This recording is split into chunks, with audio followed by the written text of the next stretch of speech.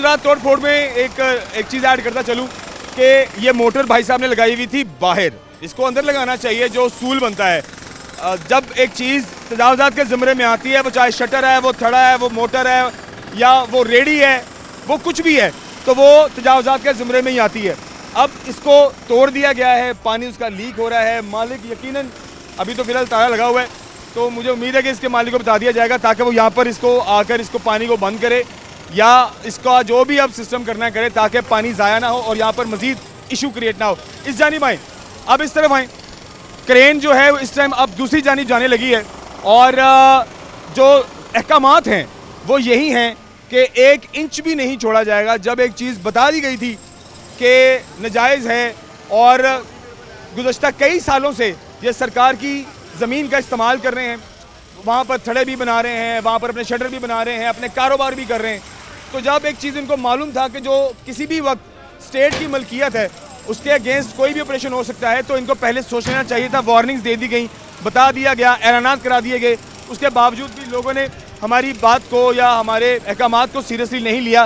तो अब स्टेट सख्ती से इस पर इक़दाम कर रही है और शटर और जितने भी निजात तजावज़ात हैं, थड़े हैं और बालकनीज़ हैं, उन्हें तोड़ा जा रहा है। लोगों के अंदर इस टाइम गुस्सा है और लोग इस किस्म की मेंटली कंडीशन में है कि वो इस टाइम या सर फाड़ देंगे या लड़ पड़ेंगे।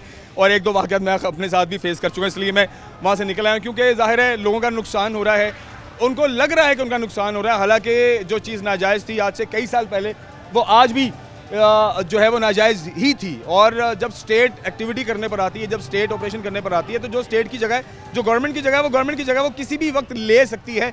यह बात आप तमाम अपने जहन में रखें।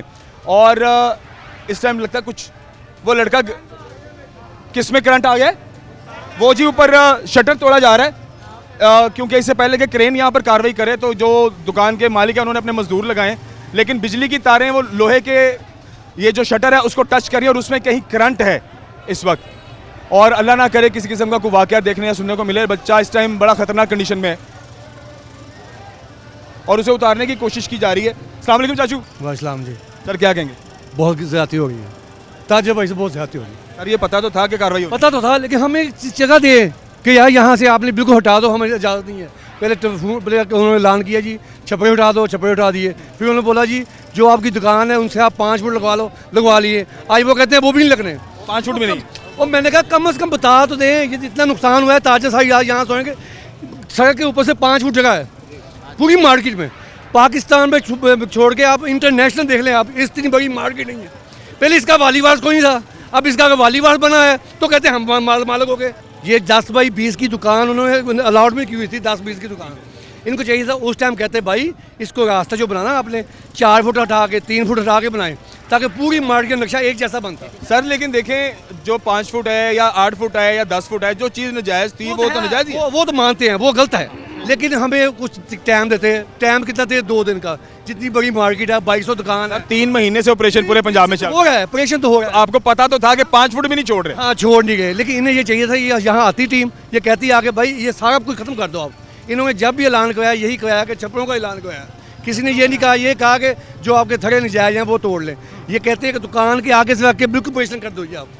फिर ताजे भाई सब करते हैं। बेसमेंटों में हमारा जितना माल आता है ना, हम सबसे ज़्यादा कोशिश करते हैं हम बेसमेंट लगाएं, बेसमेंट से हम उसको खरीदारी में बेचते हैं। अच्छा सर देखिए, जो बेसमेंट आपने ज़मीन से बाहर रोड पर निकाली है, वो दीवार से आपकी जो बाहर आपकी बिल्डिंग की दीवार है, शटर तो वहाँ भी बेसमेंट का बन सकता है? बिल्कुल बन सकता है, ये नहीं बन सकता। इनको कुछ टाइम दे देते, चलो यार हम सब बुलाते ताजों को, कहते हैं यार अपने जो बेसमेंट है उनको पहले रिफूट कर लो, देर तो आप लगा लो, आप आगे से बिल्कुल ख़त्म कर दो हर चीज़। लेकिन तो वो हमें जो कहते गए हम वो करते गए हैं साथ साथ। हमने कहा शटर ताड़ो, शटर ताड़ दिए हम। शटर तो तकरीबन सारी मार्केटों के उतरे, सारी मार्केट उतरे हुए हैं, चेक करें आप, सारे उतरे हुए हैं।